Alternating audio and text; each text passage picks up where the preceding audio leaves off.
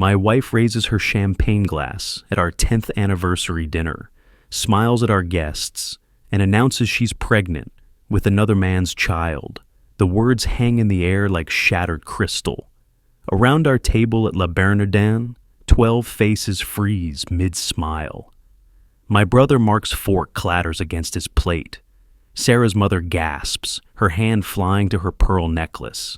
The sommelier, halfway through pouring a 2014 Chateau Margaux, stops so abruptly the wine sloshes against the bottle's neck. What? The word escapes before I can stop it. My fingers find my wedding ring, twisting it unconsciously. A habit from 10 years of marriage, 10 years of what I thought was love. Sarah's smile doesn't waver. If anything, it grows wider, more radiant. She places her free hand on her stomach, a gesture so tender it makes my chest constrict. I wanted everyone to hear it together. James and I were having a baby. James, not a stranger's name. James, who works in her real estate office. James, who came to our 4th of July barbecue. James, who isn't here tonight because he's allegedly closing a deal in Boston. Sarah. My voice sounds distant, like I'm hearing it through water. Can we... Oh, David, she laughs, that tinkling laugh that once made me fall in love with her across a crowded bookstore. Don't look so shocked. We've all been pretending for so long, haven't we? At least now we can stop. She reaches into her purse, the Hermes bag I bought her last Christmas, and pulls out a small black and white photograph. An ultrasound. She slides it across the white tablecloth toward me. My eyes catch the date in the corner. 3 months ago. 3 months of lies served with morning coffee and goodnight kisses. Speech, someone calls out. I don't know who. The voices blur together. Mark stands abruptly. We should go. No, I hear myself say. My hand closes around the ultrasound photo. The paper feels impossibly thin, like tissue, like it might dissolve. No, let's celebrate. After all, it's not every day you learn you're getting divorced at your anniversary dinner. The silence that follows is absolute. Even the ambient restaurant noise seems to pause. Sarah's smile finally falters. David. To 10 years, I raise my water glass. When did my champagne disappear? And to the truth finally coming out. If you've ever been blindsided by someone you trusted completely, type, I survived in the comments. The maître d' appears at my elbow like a ghost. Perhaps Sir would prefer a private dining room to continue the evening. We're leaving. I stand pulling out my wallet. The credit cards cascade onto the table. Joint accounts, every one of them. How long has she been planning this? Sarah, you should know that Emma's in the car with the nanny. She wanted to surprise you after dinner with the card she made. I pause, letting that sink in. The one that says, best mommy ever. Sarah's face drains of color. For the first time tonight, she looks genuinely stricken. You brought Emma. Family celebration, I say simply. She's been practicing her congratulations speech all week. Should I tell her about her new sibling, or would you like that honor? The walk to the car stretches like a funeral procession. Sarah's heels click against the pavement. Louboutins, another gift from me. Behind us, our guests scatter to their own vehicles, no doubt already texting everyone we know. By tomorrow, our implosion will be Brooklyn's favorite brunch topic. The Lincoln Town car idles at the curb. Through the tinted window, I see Emma's small face pressed against the glass, her breath fogging little circles. She's wearing her special occasion dress, the navy one with silver stars. Her hearing aid blinks its tiny red light. Fully charged, fully functional. Mommy, Emma signs as she speaks, her voice high and clear. Did you like your surprise? Sarah slides in beside her, gathering our daughter into her arms. The best surprise, baby. I take the front seat. The leather creaks under my weight. In the rearview mirror, I watch Sarah help Emma with her seatbelt. Mother and daughter, a perfect picture, except for the ultrasound photo still crushed in my fist. Marcus, I tell the driver, home please. The city lights blur past. Emma chatters about her art class, the story she's writing, the play date tomorrow with her friend Lucy. Normal 7-year-old concerns. Sarah makes appropriate sounds of interest, but her eyes keep finding mine in the mirror. Daddy's very quiet, Emma observes. She's always been perceptive, maybe more so because she's had to work harder to hear the world. Are you sad? Just tired, sweetheart. Mommy, why didn't Uncle James come to dinner? You said he was special. The car swerves slightly. Marcus corrects quickly, but I catch his eyes in the mirror. He heard everything at the restaurant. The whole staff did. Uncle James had to work, Sarah says carefully, but he said he'd teach me the new sign for butterfly. He promised. Emma's hands flutter through the sign she already knows. He always promises things. Sarah's breathing changes, shorter, sharper. Sometimes adults have to break promises, I finish. But that's why we should only make promises we can keep, right, Emma? Right, like when you promised we'd be a family forever and ever. The silence that follows could shatter glass. Sarah's hand finds Emma's hearing aid, checking it reflexively. The red light blinks steadily, on, fully on. Emma's hearing aid was still on. Marcus pulls into our brownstone's driveway. The motion sensor lights flood the entrance.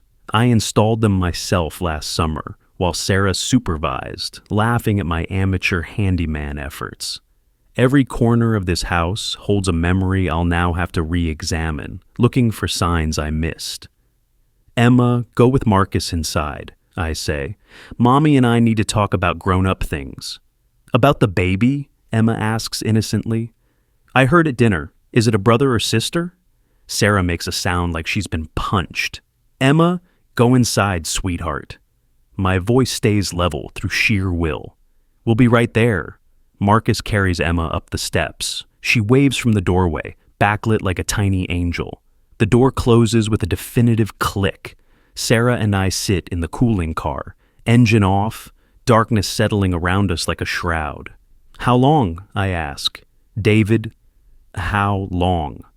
She plays with her wedding ring, Tiffany setting, 2 carats, clarity VS1.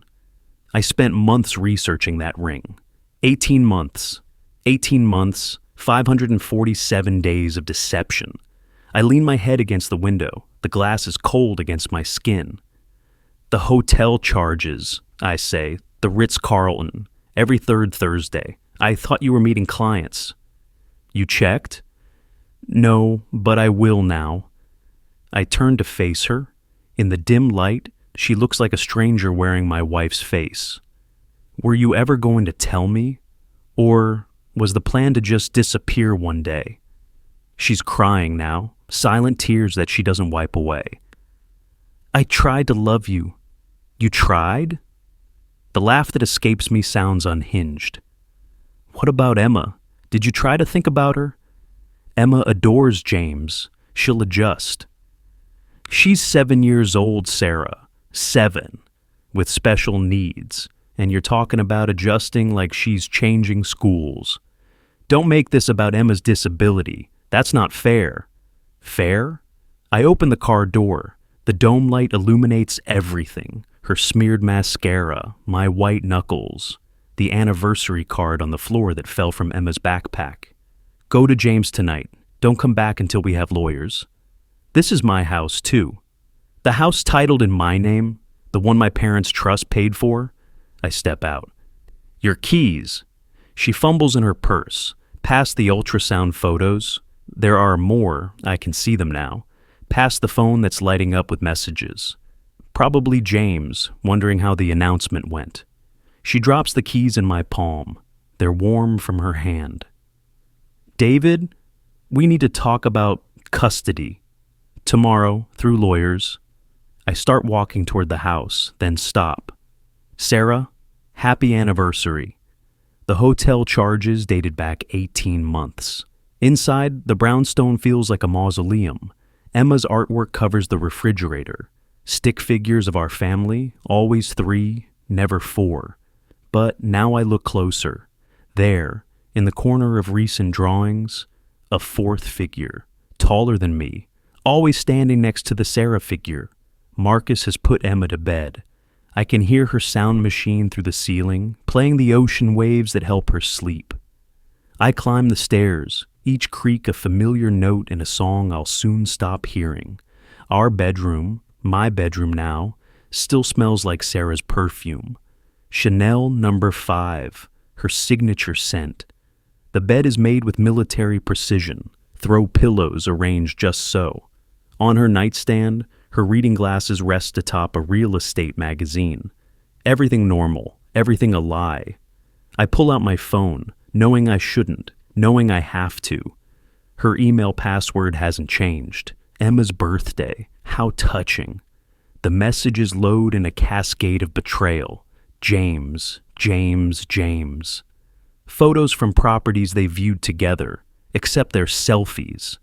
Dinner receipts from restaurants I've never heard of. Hotel confirmations. One email makes me stop breathing, from 6 weeks ago. Subject line: petition draft, review before filing. The attachment is a divorce petition, already filed with the court. 6 weeks ago, while I was planning this anniversary dinner, she was planning her exit. My phone rings. Mark, don't say anything comforting, I'd tell him. Wasn't planning to. I'm coming over with whiskey. I have to be functional tomorrow. Emma has school. 1 glass. You need it. He's right. I do. I walk to Emma's room, needing to see something pure. She's sleeping on her side, Mr. Bunny tucked under her chin. Her hearing aid sits in its charger on the nightstand, the green light pulsing gently. On her desk, the Mother's Day card she's been working on for weeks. My mommy is special because she loves me and Daddy so much. How do you explain betrayal to someone who sees the world in primary colors? Back in the kitchen, I pour myself wine instead of waiting for Mark's whiskey. The Margot from dinner might as well finish what we started. The first sip tastes like ashes. My phone buzzes. Sarah. I'm at the Marriott. We need to discuss Emma's therapy schedule. Always practical, even in destruction. Another text. I did love you, just not the way you needed. I delete it without responding. Mark arrives with a bottle of Jameson and no words of wisdom, which is exactly what I need. We sit in the dark living room, drinking in silence, while the city continues its indifferent hum outside. Lawyer, he finally says. First thing tomorrow. Already Googled Peterson and Associates. They handled Tom's divorce. Tom lost everything. Tom's wife didn't file first. I pull up the email on my phone, show him the petition. She's been planning this. Mark whistles low. Jesus and the pregnancy.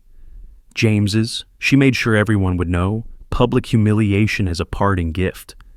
What about Emma? That's the question that will haunt me. She loves her mother. And apparently, she loves Uncle James too. You're her father. Biology might say otherwise. The words taste bitter. If Sarah's been with James for 18 months and Emma's 7, don't go there. But I'm already there, doing the math that makes me sick. I need to know. Tomorrow, Mark says. Everything starts tomorrow. Your wife filed first, 6 weeks ago. The next morning arrives with Emma's gentle knock. Daddy, where's Mommy? She had to go to work early, sweetheart. It's not entirely a lie. Sarah's probably at her office right now, strategizing with James about their future. Our daughter accepts this explanation with the trust of childhood, more concerned about whether we have her favorite cereal. I make breakfast on autopilot, scrambled eggs, toast with the crusts cut off, orange juice in her special cup with the butterflies. Emma chatters about her dreams, something about flying penguins and rainbow snow. Normal morning sounds in an abnormal world. Daddy, you look sad. Just thinking about grown-up stuff? Is it about the baby? Mommy's having a baby, right? I heard at dinner. I set down the spatula carefully. How do you feel about that? Emma considers this seriously, her face scrunched in concentration. Lucy's mommy had a baby, but Lucy's daddy lives with them. Will Uncle James live with us now? The eggs are burning. I don't care. Why would Uncle James live with us? Because. She draws the word out, suddenly shy. He said he'd be around more, like a daddy. You have a daddy. I know, she brightens. So I'll have two daddies. Lucy only has one. The innocence of it breaks something in me. I dump the burned eggs, start over. Emma, remember when Mommy and I said that no matter what happens, we both love you? Forever and ever, amen. That's right, forever and ever. She draws Uncle James in every family picture. The law offices of Peterson and Associates smell like leather and broken marriages.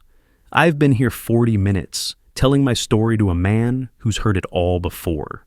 Richard Peterson doesn't flinch when I show him the emails, the hotel receipts, the ultrasound photo I can't stop carrying like evidence of my own stupidity. The prenup helps, he says, adjusting his wire-rimmed glasses. Infidelity clause is clear, but custody. He taps his Mont Blanc against the legal pad. That's where things get complicated.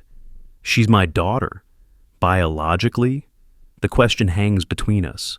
I don't know. We'll need to establish that. Courts favor biological parents, but 7 years of parenting counts for something. He pulls out a fresh form. Has your wife ever been treated for mental health issues, addiction, anything that might? No, Sarah's perfect. Ask anyone. The bitterness in my voice surprises me. PTA president, volunteers at the Children's Hospital, has never missed one of Emma's therapy appointments. And this James, real estate developer, money, charming, also married, by the way. Peterson's eyebrows rise. Married? His wife lives in Connecticut. They have 2 kids. That's useful, shows pattern of deception. We'll need everything. Timeline, communications, financial records. Can you get me bank statements?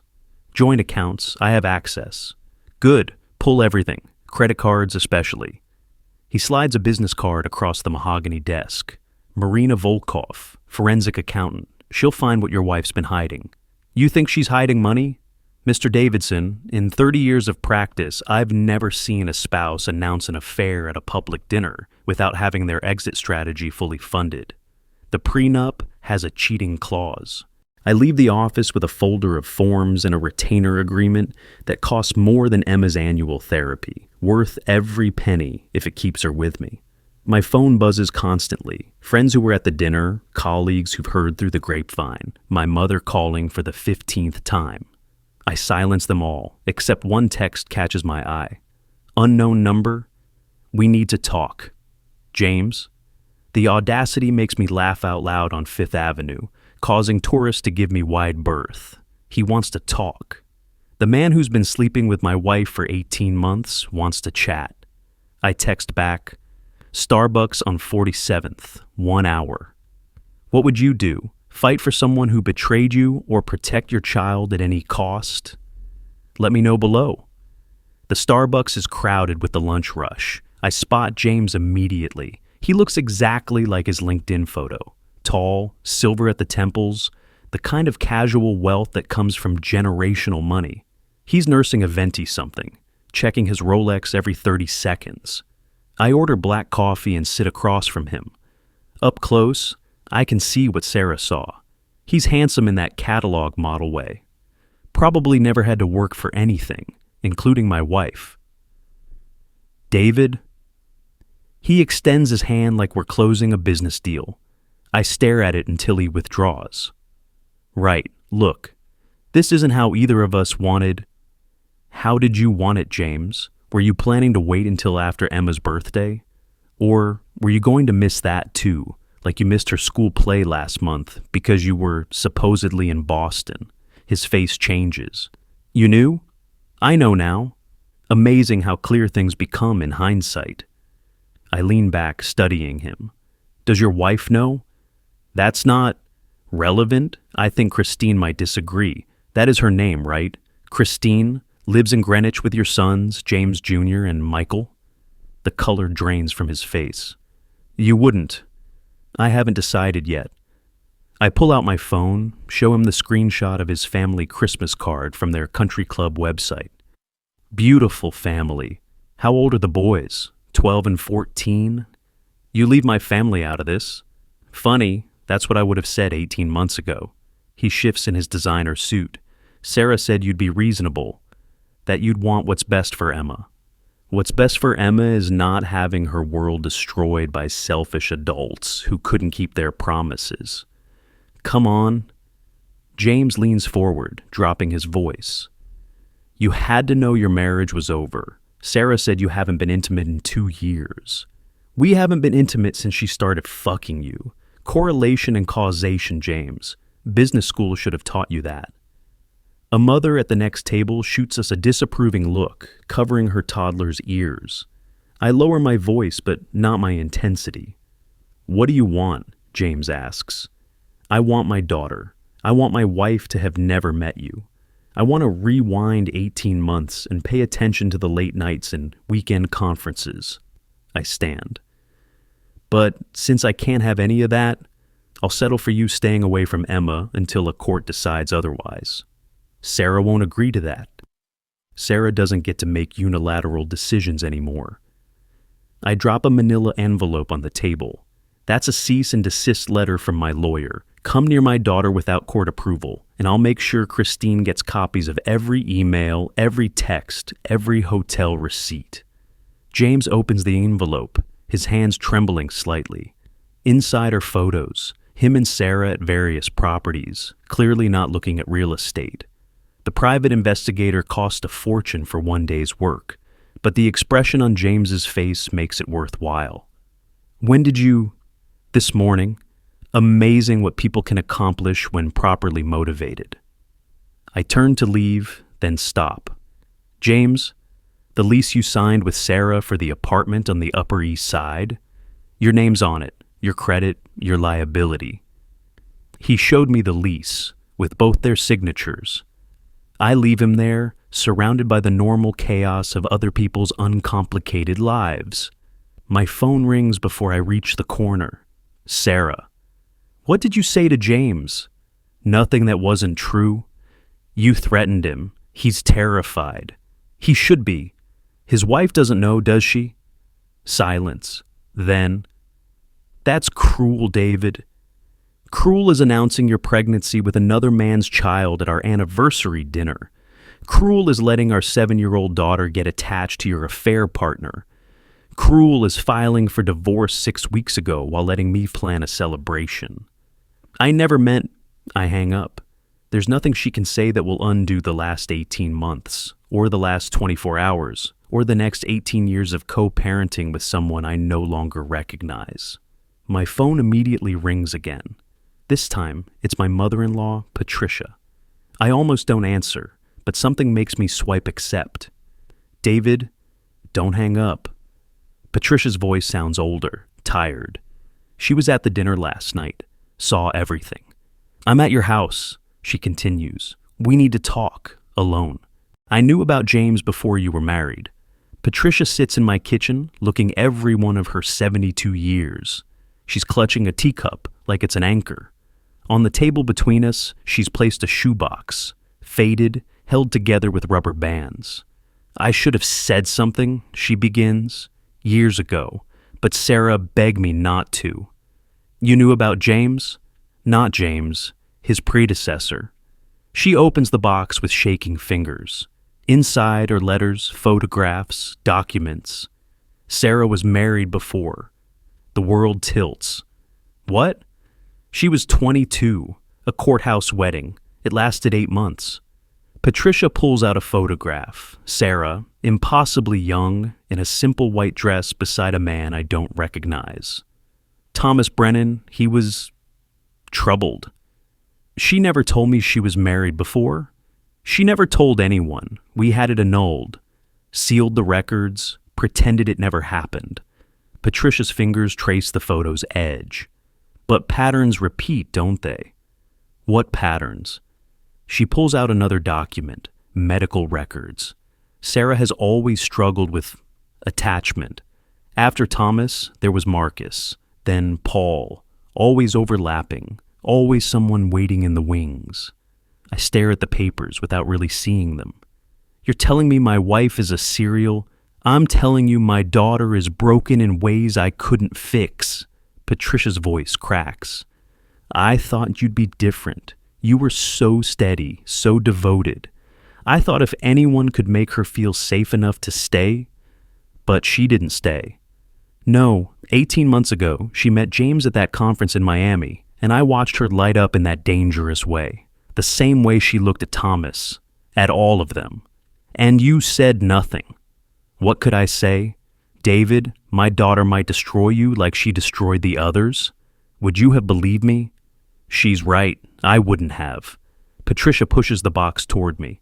It's all here, the patterns, the history. It might help with custody. You're giving me ammunition against your own daughter?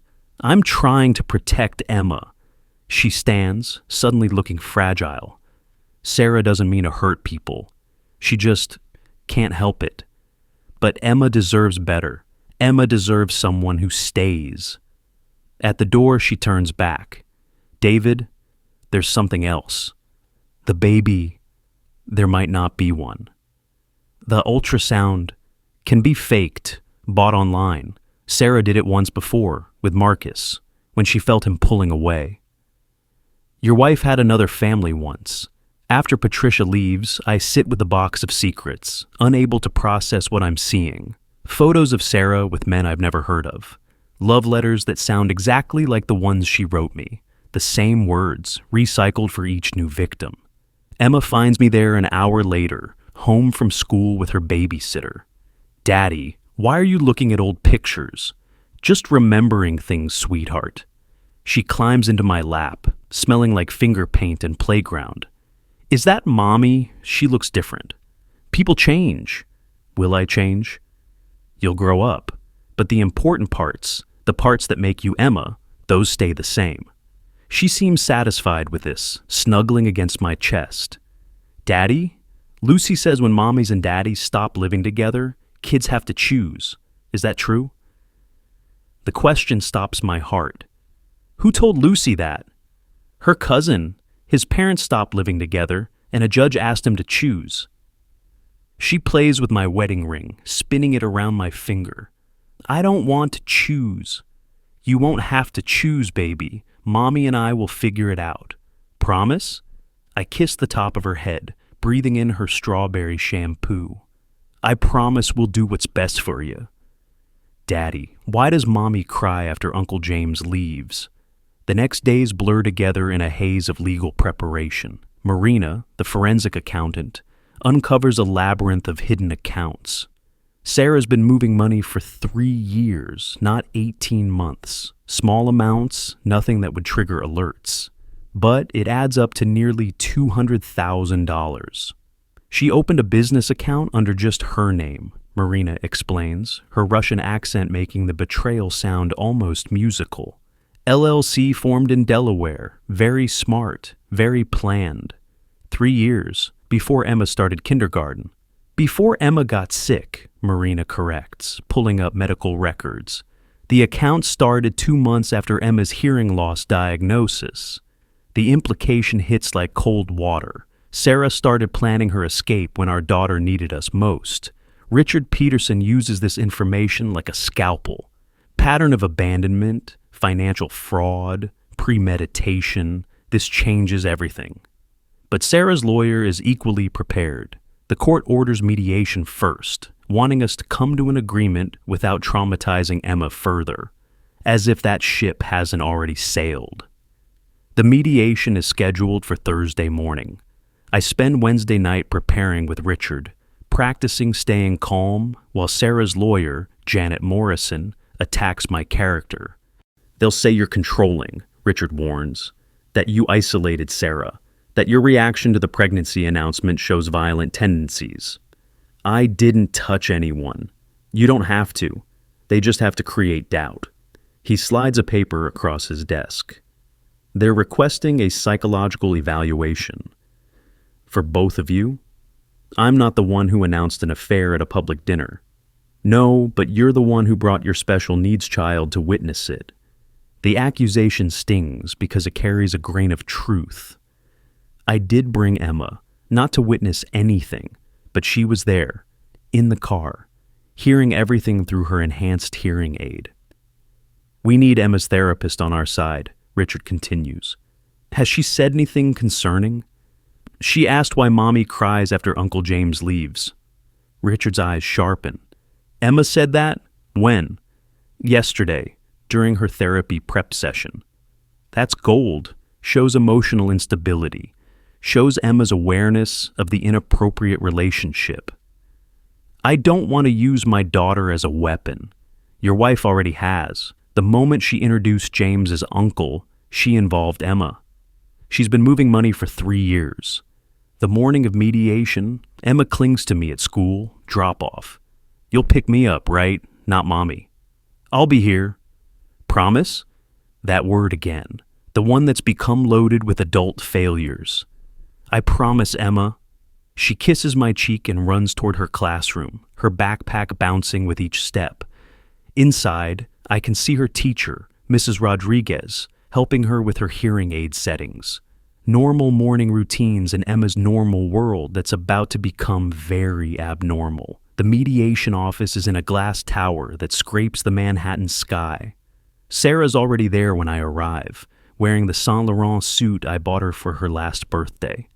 She's lost weight. Stress or strategy, I can't tell. David, she tries for warm, achieves Arctic. Sarah. Janet Morrison looks exactly like her reputation, shark in designer clothing. She air kisses Sarah like they're old friends. Maybe they are. Maybe this was planned even longer than 3 years. The mediator, Dr. Elizabeth Cohn, has the practiced neutrality of someone who's seen every possible form of marital destruction. She starts with ground rules, expectations, the hope that we can resolve this without court intervention. My client is willing to be generous, Janet begins. Shared custody, with primary residence to the mother. Mr. Davidson can have weekends and alternating holidays. Generous? Richard laughs. Your client committed adultery, financial fraud, and parental alienation. She's lucky we're not pressing criminal charges. Dramatic much? Sarah speaks for the first time. I fell in love with someone else. It happens. For 18 months, while stealing money. Our money, marital assets, hidden assets, fraud. Dr. Cohn intervenes. Let's focus on Emma. What's best for the child? Stability, Sarah says immediately. She needs her routines, her school, her therapist, all of which are near my apartment. The apartment you share with James? I can't keep the venom out of my voice. The one Emma already calls Uncle James's house? Sarah flinches. She drew it in therapy. The therapist has the pictures, your apartment, with James's car out front. This is exactly why Emma needs primary custody with the mother, Janet interjects. Mr. Davidson's hostility. My hostility? My wife announced her pregnancy with another man at our anniversary dinner, in front of our daughter. Emma was in the car, with her hearing aid on. She heard everything. The room goes silent. Dr. Cohn makes notes. Has Emma been prepared for testimony? We're trying to avoid that, Richard says. But yes, she's met with a child advocate. And what has she expressed? This is the moment, the card I don't want to play but have to. She wants to know why Mommy cries after Uncle James leaves. She wants to know why Mommy and Uncle James lock the bedroom door. She wants to know why Daddy can't live with them in the new house Uncle James showed her. Sarah stands abruptly. He's twisting everything. Am I? Should we listen to the therapy session recordings? Janet whispers urgently to Sarah, pulling her back down. My client needs a moment, Janet says. We break. I escape to the bathroom, splash cold water on my face. In the mirror, I look like I've aged 5 years in 5 days. When I return, Sarah's been crying. Her mascara is smudged, making her look vulnerable. Calculated vulnerability, I remind myself. We're willing to accept joint custody, Janet announces. Week on, week off. But Mr. Davidson must agree to therapy for his anger issues. What anger issues? The threatening behavior toward Mr. Morgan. I told him to stay away from my daughter. You threatened his family. I informed him I would tell his wife the truth. That's not a threat, it's a courtesy. Dr. Cohn intervenes again. Perhaps we should discuss financial arrangements. Simple, Richard says. The prenup is clear. Adultery voids spousal support. Assets revert to premarital ownership. The brownstone is Mr. Davidson's. The hidden accounts are marital assets, Janet counters. The hidden accounts are fraud. Back and forth, we go, each detail another paper cut in the death of a marriage. By lunch, we've accomplished nothing except deepening the wounds. She wants you to sign away parental rights. The bombshell comes after lunch, when we're all exhausted and raw. My client has a proposal, Janet says, sliding a document across the table. Full custody to the mother. Mr. Davidson maintains visitation rights, but relinquishes legal custody. In exchange, no financial obligations beyond basic child support. I stare at the paper without touching it. You want me to sign away my daughter? We want what's best for Emma, Sarah says. She needs stability. She needs her father. Her biological father? The question hangs in the air like a poison cloud. We've requested DNA testing, Janet adds. Given the timeline of the relationship with Mr. Morgan, stop. I stand, Richard's hand on my arm. We're done here. Mr. Davidson, no, we're done. See you in court. I leave them there with their proposals and their calculations. Emma's school is 10 blocks away. I walk every one of them, letting the December air clear my head. By the time I arrive, I've made my decision. We don't leave. We don't leave the people who choose us, even when biology might say otherwise. Emma chose me every time she called me daddy, every time she ran to me with scraped knees or bad dreams. That's the only truth that matters. Your Honor, we have new evidence about the pregnancy. The courthouse smells like fear and floor wax. Family Court, Part 12, the Honorable Margaret Chen presiding. The nameplate might as well read, Where Marriages Come to Die. Sarah sits across the aisle with Janet Morrison and a team of paralegals. She's wearing pearls, my grandmother's pearls, I realize with a start. The ones I gave her when Emma was born. James is nowhere to be seen, probably on Janet's advice. Keep the affair partner out of sight. Maintain the fiction of maternal stability. All rise. Judge Chen enters with the bearing of someone who's seen every possible permutation of human cruelty dressed in business suits. She's younger than I expected, maybe 45, with eyes that miss nothing. We're here for the matter of Davidson versus Davidson, custody petition regarding the minor child Emma Davidson, age 7. She reviews her notes. I see mediation was unsuccessful. Your Honor, Janet rises. We believe with proper testimony, the court will see that primary custody with the mother serves the child's best interests. Your Honor, Richard counters, we have evidence of financial fraud, premeditated abandonment, and parental alienation that speaks directly to the petitioner's fitness. One at a time. Judge Chen's voice could freeze water. Ms. Morrison, you may begin. Janet calls Sarah first. My wife, soon-to-be ex-wife, takes the stand like she's accepting an Academy Award. Graceful, composed, every inch the wronged woman. Mrs. Davidson, tell us about your relationship with your daughter. Emma is my world. Sarah's voice trembles perfectly. Everything I've done has been for her, including your relationship with Mr. Morgan. I fell in love. It wasn't planned, but James adores Emma. He wants to be a father to her. And Mr. Davidson's behavior since you revealed your pregnancy? Threatening, volatile. He confronted James, threatened to destroy his family. He's been interrogating Emma, turning her against me. Each lie is wrapped in just enough truth to sound believable. Yes, I confronted James. Yes, I have asked Emma questions. The context dissolves in legal interpretation. Mrs. Davidson, are you currently pregnant? Sarah touches her stomach in that protective gesture all expectant mothers know. Yes, 14 weeks. And the father? James Morgan. Richard stands.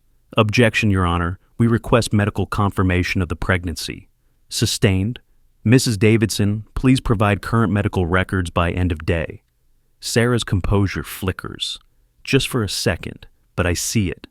The morning continues with character witnesses. Sarah's colleagues testify about her dedication.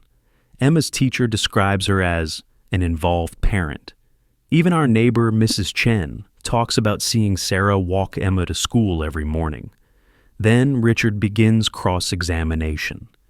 Mrs. Davidson, when did you open the Delaware LLC? I'm not sure. Let me refresh your memory. Richard pulls up bank records on the courtroom screen.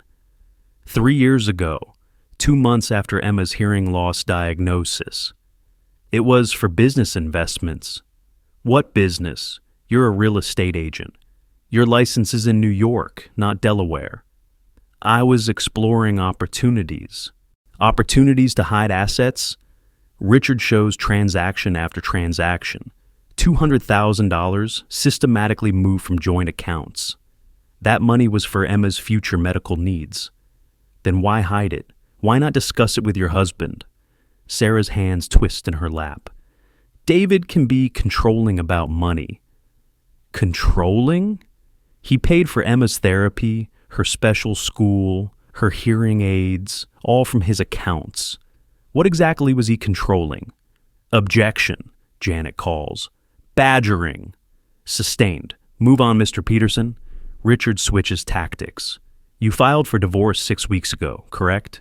Yes, but continued living with Mr. Davidson? I was trying to find the right time. So you chose your anniversary dinner in public in front of your daughter? Emma was in the car with her hearing aid on. She heard you announce your pregnancy with another man. How is that protecting Emma? Sarah starts crying. Real tears this time, not the pretty kind. I didn't know her hearing aid was on. You didn't check? The mother so devoted to her special needs child didn't verify her assistive device settings? Objection! Janet's on her feet. Counsel is being deliberately cruel. Judge Chen considers. Overruled. The witness will answer. I forgot. Those 2 words hang in the courtroom like a confession. Your Honor, we have new evidence about the pregnancy. After lunch, Richard plays his ace. Your Honor, we called Dr. Rachel Steinberg. A woman in her 50s takes the stand, credentials rattling off like a medical textbook index. Gynecologist, Mount Sinai Hospital, 23 years of practice. Dr. Steinberg, did you examine Mrs. Davidson yesterday? I was asked to review medical records, yes. And your findings? The ultrasound provided, allegedly from 14 weeks ago, shows inconsistencies with current pregnancy markers. Sarah shifts in her seat. Janet whispers urgently to her paralegal. Can you elaborate? The ultrasound image is genuine, but it's not Mrs. Davidson's. The patient ID has been digitally altered. Furthermore, blood tests taken yesterday show no elevated HCG levels. In layman's terms, Mrs. Davidson is not currently pregnant. The courtroom erupts. Judge Chen bangs her gavel, threatening to clear the gallery. Sarah's face has gone white. Janet requests a recess. Denied.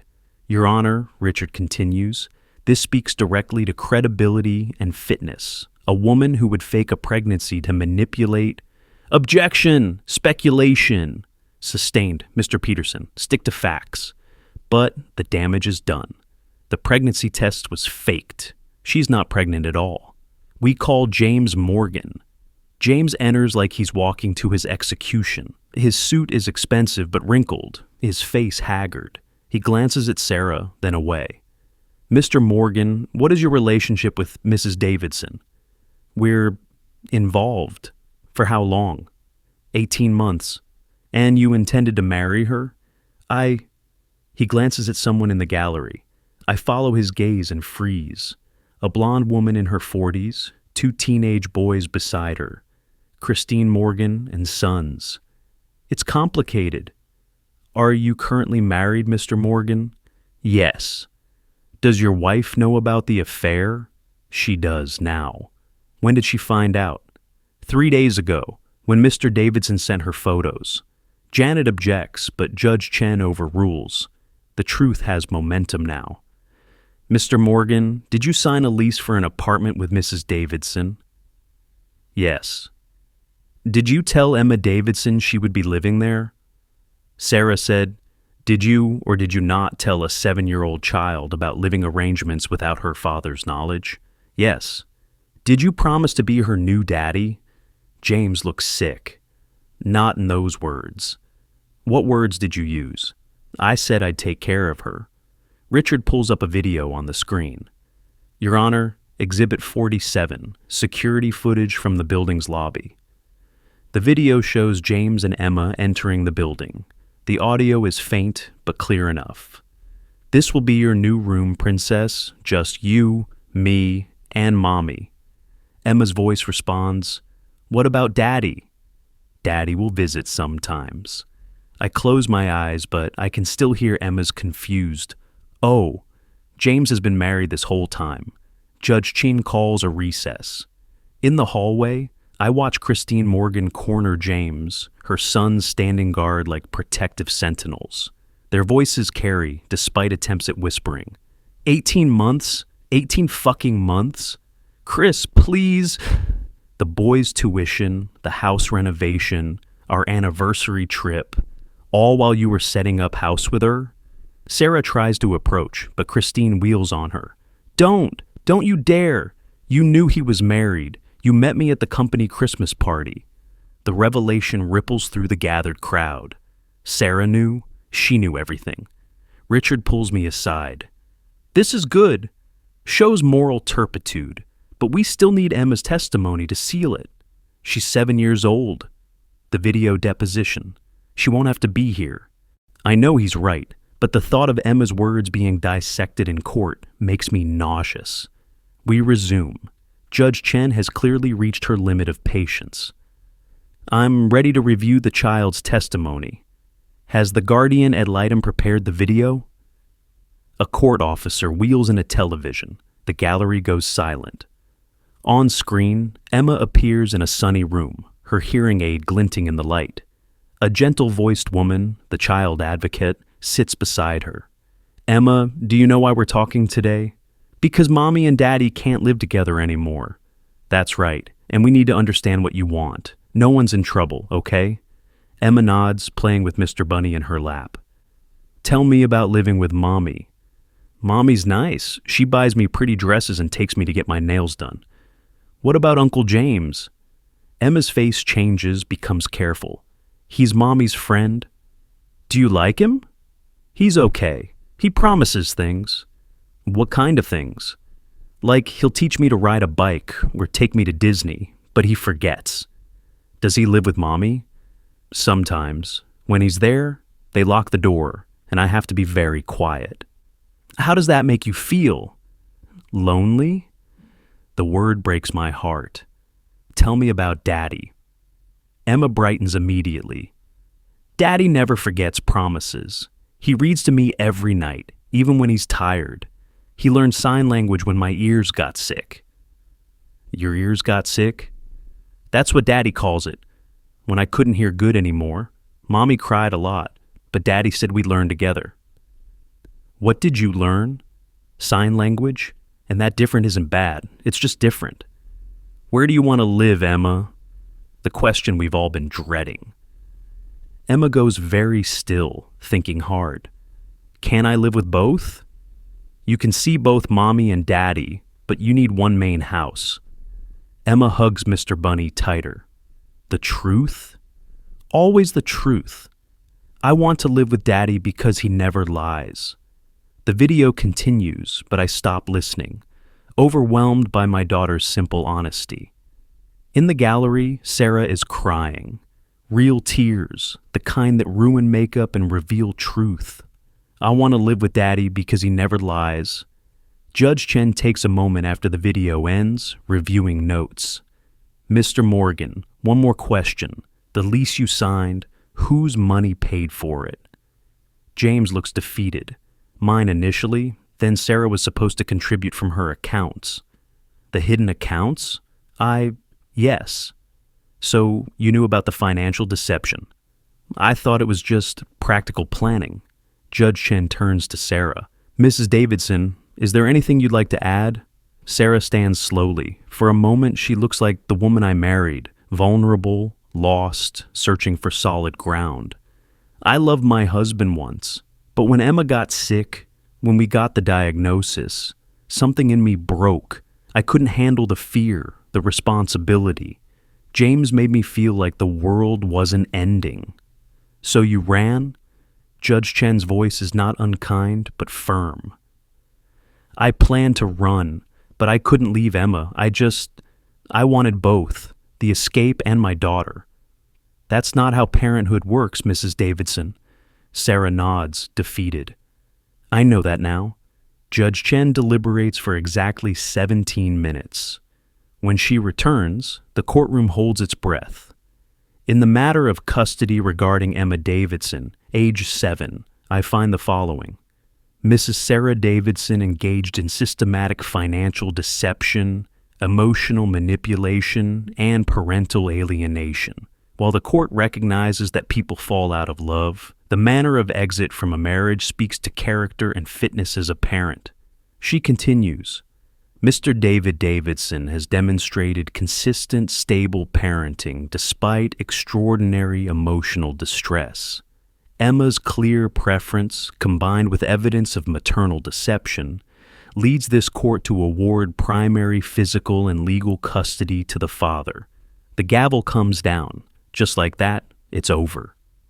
Mrs. Davidson will have supervised visitation initially, graduating to alternate weekends pending successful completion of court-ordered therapy. Mr. Morgan is barred from contact with the minor child for 6 months, renewable review. Sarah collapses into Janet's arms. James has already left, presumably to face his own divorce proceedings. I sit frozen, unable to process that we've won, that Emma stays with me. Richard claps my shoulder. Let's get you home to your daughter. Emma asked if she could call Sarah Mom. 6 months later, the brownstone feels like home again. Different, reconfigured, but home. Emma's drawings still cover the refrigerator, but now they show 3 figures instead of 4, her, me, and increasingly, a new addition. Rebecca started as Emma's tutor, helping her catch up after the chaos of the divorce. MIT graduate, patience of a saint, and most importantly, she treated Emma like a capable kid, not a victim. Their sign language conversations flew faster than I could follow, punctuated by giggles. She's nice, Emma announced after their 3rd session, and she doesn't make promises. She makes plans. The distinction mattered to Emma now. Promises were fragile things that adults broke. Plans were concrete, reliable, scheduled. Tonight we're having dinner. Not at a restaurant, just home, spaghetti and meatballs because Emma's in charge of the menu. Rebecca's here, has been staying for dinner more often lately. Not because I asked, but because Emma insists. Rebecca needs to eat too, Daddy, and she likes your garlic bread. Sarah came by earlier for her Saturday visit. She's different now. Therapy has made her smaller somehow. Or maybe just more honest. She doesn't pretend everything's fine. She doesn't make grand promises. I'm working on it, she tells me when she drops Emma off. The therapist says patterns take time to break. James is gone, moved to California after Christine took him for everything. The apartment he leased with Sarah sits empty. Neither can afford to break the lease. Sarah lives in a studio in Queens now, close enough for visits but far enough to rebuild. Daddy, Emma calls from the kitchen. Rebecca's teaching me to make sauce from scratch. I find them flour-covered and laughing, Rebecca holding Emma's hands to guide the stirring. It's domestic in a way that doesn't feel forced or desperate, just natural.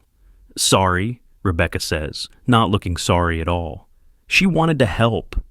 No promises, I ask, our inside joke now. Just plans, dinner plans specifically. Emma looks between us with that too perceptive gaze she's developed. Rebecca, do you like my daddy? Rebecca flushes but doesn't deflect. I do. He's a good dad. He's the best dad. He never lies, even when the truth is hard. That's a pretty special quality. Emma considers this while stirring sauce with intense concentration. My mom lied. My first mom, not... She stops, confused by her own words. Your mom made mistakes, I say carefully. But she loves you? I know, she says that now without crying. Emma brightens. She gave me this today. She pulls out a small charm bracelet. She says it's for being brave. Later, after Emma's asleep, Rebecca and I sit on the brownstone's front steps, watching Brooklyn settle into night. The city feels different now, less hostile, more home. She called Sarah her first mom today, Rebecca observes. I heard. Does that bother you? I think about it. 6 months ago, it would have. The idea of replacement, of Emma moving on so quickly. But now? Sarah will always be her mother. Biology and history guarantee that. But Emma gets to choose who else she lets in. And you? Do you get to choose? I look at Rebecca, really look at her. She's nothing like Sarah. Quieter, steadier, with laugh lines from joy, not performance. She doesn't promise the moon. She shows up. I'm choosing to see where plans lead. She smiles, links her arm through mine. Good plan. Inside, Emma's door creaks. Little feet pad down the hallway. Daddy, Rebecca, I can't sleep. Bad dream? I ask. No, good dream. But I wanted to make sure you were both still here. Rebecca stands. I should go. No. Emma grabs her hand. Please, just until I fall asleep. We end up in Emma's room, me in the chair where I've read 1,000 bedtime stories. Rebecca on the floor, where Emma's sprawled with Mr. Bunny. Emma's fingers find Rebecca's hair, braiding and unbraiding absently. Rebecca, can I ask you something? Always. Would you ever want to be someone's mom? Like someone who already has a mom but maybe needs an extra one? Rebecca's eyes find mine over Emma's head. I think everyone can use all the love they can get. Emma nods sagely. That's what my therapist says. Love multiplies. It doesn't divide. Smart therapist. Rebecca? Emma's voice is getting sleepy. If you married my daddy, could I call you mom? Or would that be weird? The question hangs in the air like a held breath. That would be something we'd all decide together, Rebecca says carefully. As a family? A family. Emma smiles, eyes closing. I like that plan. She's asleep in minutes, but Rebecca and I stay frozen, the weight of possibility between us. I'm sorry, I whisper. She's been doing this lately. Don't apologize. She's processing, creating her new normal. Is that what we're doing? Creating a new normal? Rebecca considers this. I think we're creating something. What we call it matters less than what it is. Emma asked if she could call Sarah Mom. The next morning brings Sarah for her Sunday visit.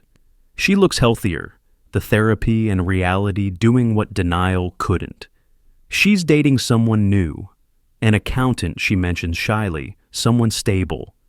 I wanted to talk to you, she says while Emma gets her backpack. About Rebecca. My defenses rise instantly. Sarah, no, listen. Emma talks about her constantly. She's good for Em, good for both of you. This isn't your business anymore. Emma's my business, always. She takes a breath. I'm saying I'm okay with it, with Rebecca, with Emma calling her whatever feels right. The generosity surprises me. Really? I broke us, David, all of us. The least I can do is not break whatever you're building. Emma bounces out, backpack secured. Ready, Mommy, guess what? Rebecca's teaching me to code. We're making a game about butterflies. Uncle James promised to teach you about butterflies, Sarah says softly. Yeah, but Rebecca actually does it. She doesn't just promise. Sarah flinches but nods. Then I'm glad you have Rebecca. They leave for their afternoon. Museum, then lunch, then Sarah will bring her home by 6. Normal divorced parent logistics.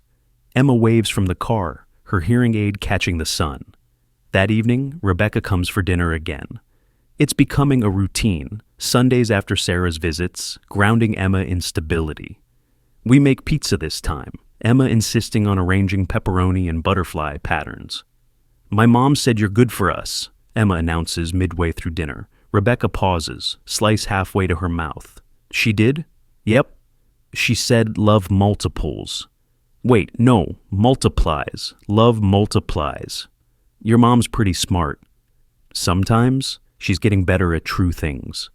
After dinner, we walk to the park. Emma runs ahead to the playground while Rebecca and I sit on a bench watching her navigate the equipment with the confidence of a child who's survived worse than monkey bars. I've been thinking, Rebecca says, about what Emma asked, about the mom thing. Rebecca, let me finish. I know it's fast. I know we're still figuring this out.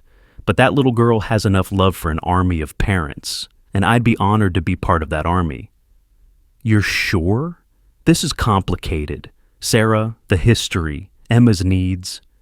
Every family's complicated. The question is whether the complications are worth it. Emma waves from the top of the slide. Watch me. We watch her slide down, hearing aid glinting, face pure joy. She runs back for another go, passing a father pushing his daughter on the swings. Normal Sunday evening scenes in a Brooklyn park. She's worth it, Rebecca says simply. Yeah, she is. Emma runs over, breathless. There's a butterfly, a real one. Come see. We follow her to where a late-season monarch rests on a flower. Emma approaches slowly, Rebecca showing her how to move without startling it. It's beautiful, Emma breathes. You know what's special about monarchs? Rebecca asks. They transform completely, caterpillar to butterfly, complete change. Like us, Emma says. We were one thing, now we're different, but still beautiful. More beautiful, because we chose it. The butterfly lifts off, dancing away on the evening breeze. Emma doesn't chase it, just watches it go with a satisfied smile. Rebecca, I think you should marry my daddy. Emma, I protest. What? You love each other, I can tell. And we need you in our family, not visiting, living. Rebecca kneels down to Emma's level. How about we start with more dinners and see where our plans take us? Promise? No promises, just plans, good ones. Emma hugs her fiercely. I love plans. Walking home, Emma between us, holding both our hands, I think about transformation, about the family we were, the family we're becoming. The brownstone appears ahead, porch light on, waiting. Daddy, Emma asks, are you happy? I think about Sarah's betrayal, the divorce, the custody battle. Then I look at my daughter, resilient and wise beyond her years, and Rebecca, steady and sure beside us. Yeah, sweetheart, I'm happy. Good, because we don't leave, right? We don't leave the people who choose us. That's right, we don't leave. At the door, I fish out my keys. The wedding ring I wore for 10 years sits in a drawer upstairs, replaced by nothing but possibility. Emma runs inside to feed her goldfish. Another Rebecca addition, something about responsibility and care. Rebecca pauses on the threshold. Thank you for letting me in, for letting me be part of this. Thank you for not making promises you can't keep. Only plans, the best ones. Inside, Emma calls out, Family movie night, I pick. Family. The word settles around us like a blessing, different from before, but somehow more honest. Rebecca squeezes my hand, then follows Emma's voice into our future. The brownstone door closes on the Brooklyn evening. Inside, laughter rises. Not the performed kind that decorated my marriage, but real, unexpected, born from joy that chooses to multiply rather than divide. Emma's right. Love multiplies. Even after betrayal, especially after truth, love finds a way to multiply. To the family we choose, and the family that chooses us back. If you've rebuilt after betrayal, if you've found family in unexpected places, share your story below. Sometimes the best families are the ones we build from the pieces of what broke. Sometimes the greatest love stories begin with letting go. How did you rebuild? What did you choose? Your story might be exactly what someone needs to hear today.